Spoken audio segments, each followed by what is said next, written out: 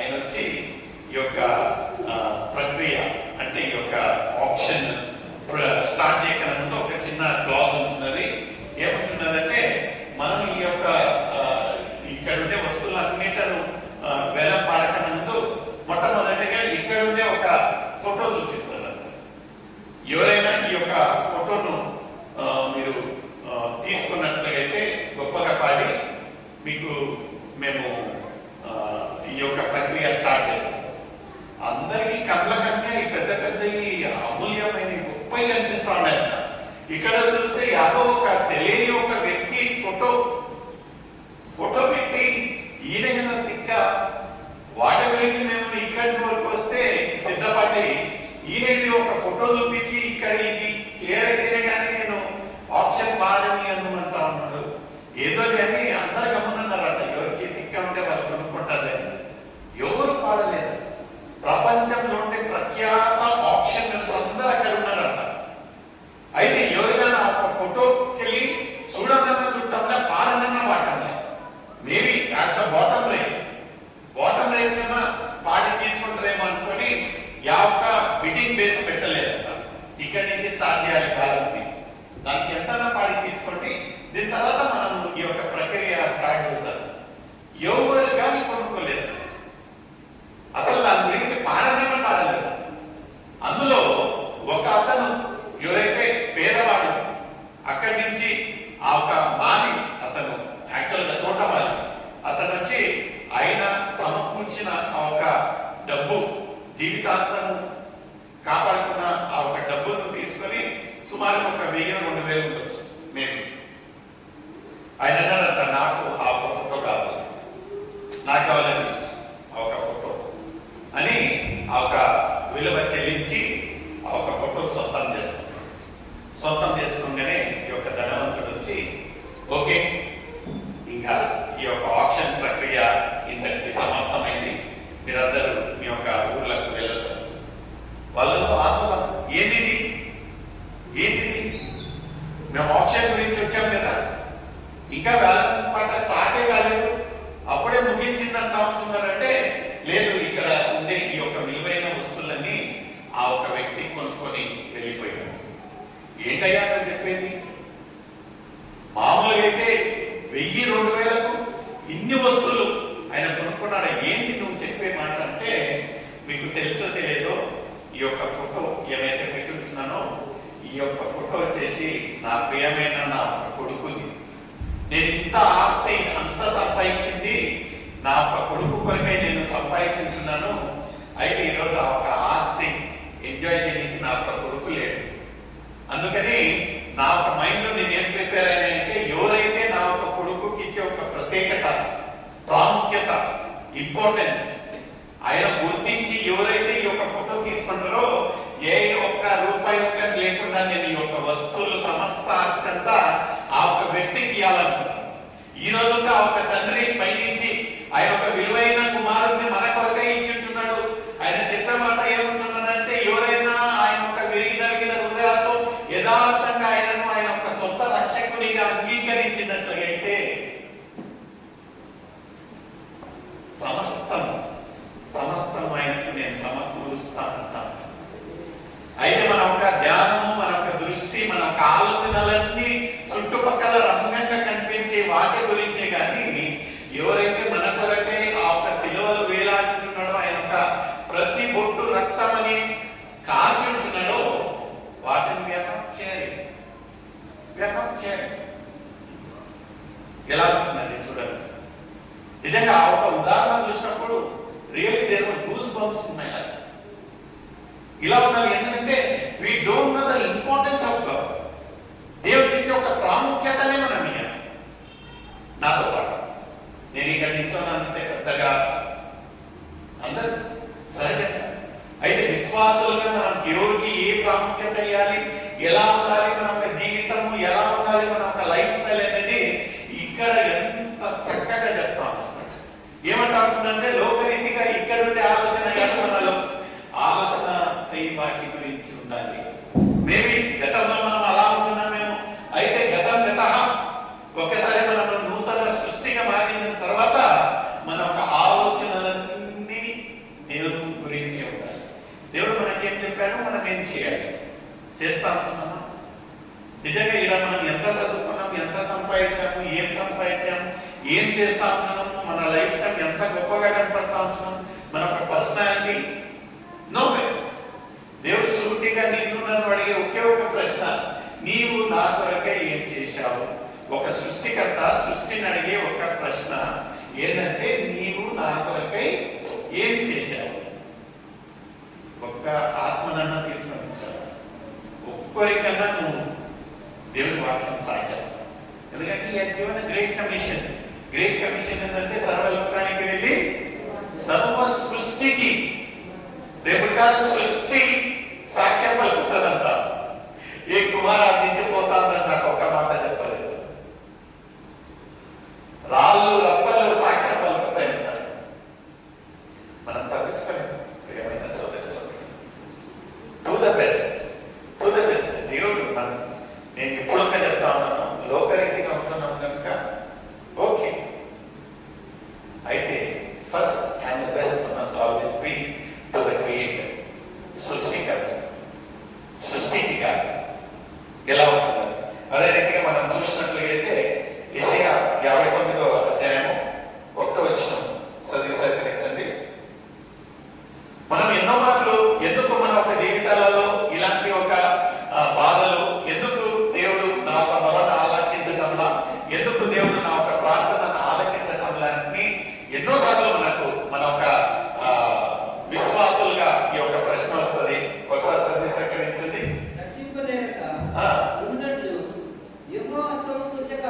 యెహోవా హస్తము ఉంచకాలేదు, మందము కాలేదు. ఎందుకంటే అడుగుడి మీకు ఇవ్వబడును కదా. దేవుడు పలికే మాటలే కదా. మత్తయి రాసిన సువార్త 7:7 ఏమంటా ఉంటున్నాడు? అడుగుడి మీకు ఇవ్వబడును, వెలుగుడి మీరు దొరుకు. ఇదేమయ్యా అడుగుడి ఎంత అంటున్నాడు? నేను మొరబెట్టి కన్నీటి ప్రార్థన చేసినను, నా మొర ఎందుకు ఆలకించడంలా, ఎందుకు ఆశీర్వాదాలు నా యొక్క జీవితంలో లేవంటే, ఆయన అంటా ఉంటున్నాడు దేవుని చెవులు మందం కాలేదు, మీ యొక్క ప్రార్థనలన్నీ దేవుడు ఆలకించేవాడే ఉంటున్నాడు. అయితే తాత్కాలికంగా ఎందుకు ఇలాంటి ఒక పరిస్థితి ఉంటున్నదంటే, 2వ వచనంలో ఏముంటున్నదన్నా,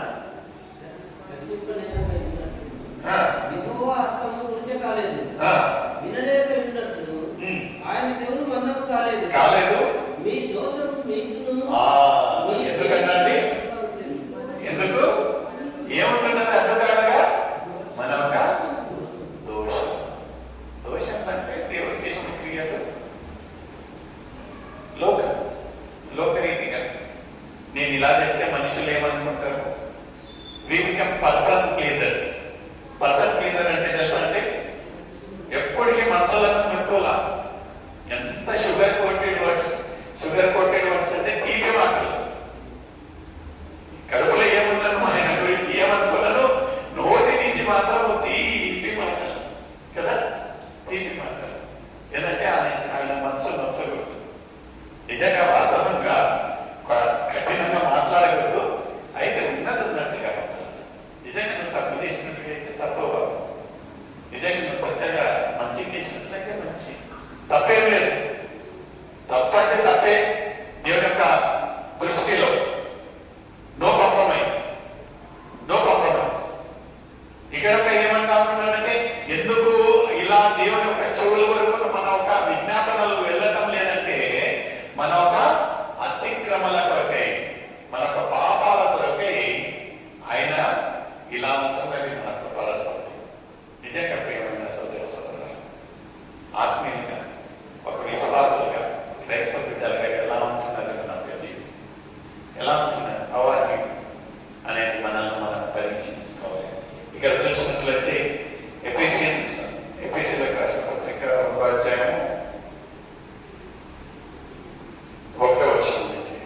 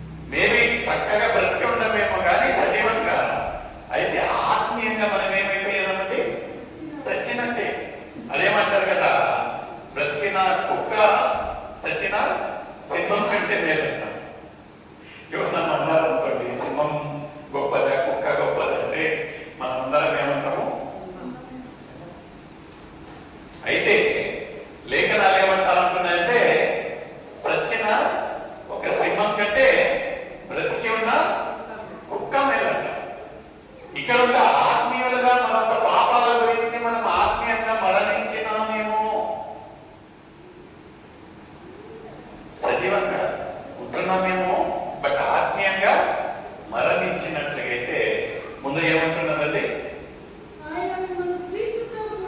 ఆయన మిమ్మును హల్లెలూయా హల్లెలూయా.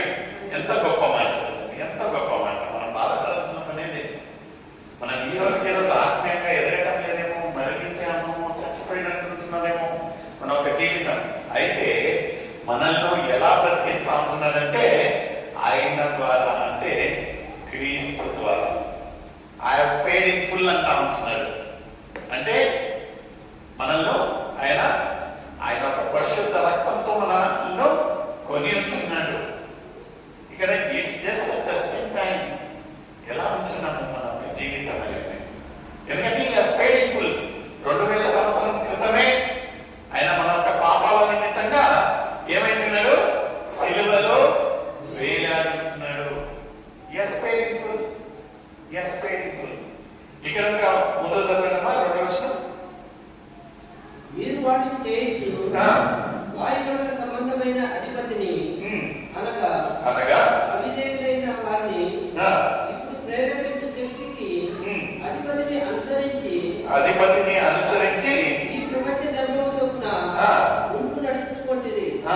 వారితో కలిసి మనమందరమును శరీరం యొక్కయు మనసు యొక్కయు నెరవేర్చుకొనుచు. ఏం చేస్తా ఉంటున్నామంటే శరీరం యొక్కట్టు మనసు ఒకటి కదా, లోకరీతిగా మన ఆలోచన అంతా లోకరీతిగానే. పై వాటి గురించి నైనా అంటే మన ఆలోచన అంతా ఇక్కడిది మాత్రమే. ఇక్కడనే ఏమో ఒక గ్యారెంటీ కార్డు తోటి వచ్చినట్టు మనం ఇక్కడనే శాశ్వతంగా ఉండేవాళ్ళగా కదా, ఇక్కడనే ఉండేవాళ్ళగా మనకు గ్యారెంటీ కార్డుతో వచ్చినట్టు మన ఆలోచన, శరీర ఆశ, మన ఒక ఆలోచనలన్నీ ఇక్కడికి పోయించి. అయితే ఇక్కడ 4వ వచనం ఎంత చక్కగా ఉంటున్నది, చదవడమా? అయినను దేవుడు మనము మన అపరాధం చేత చచ్చిన వారమై ఉండినప్పుడు సైతము మన ఎడల చూపిన తన మహా చేత మనల్ని క్రీస్తుతో కూడా బ్రతికించెను. హల్లెలూయా. ఆయన ఒక మహా